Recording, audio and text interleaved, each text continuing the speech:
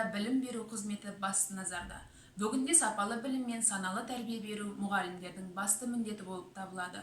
Мен, Сейдалиева Ләззат Бердиярқызы, қазақ тілі мен әдебиет пәні мұғалімі ретінде Алматы облысы Қаратал ауданы Үштөбе қаласындағы Бекен Римова атындағы мектепке дейінгі шағын орталығы бар орта мектеп гимназиясында ұстаздық қызметімді шыңдап келемін.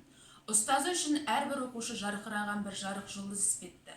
Осы шоқ жұлдыздардың жарқырауына аянбай еңбек етуге барынта жігерімізді салудамыз.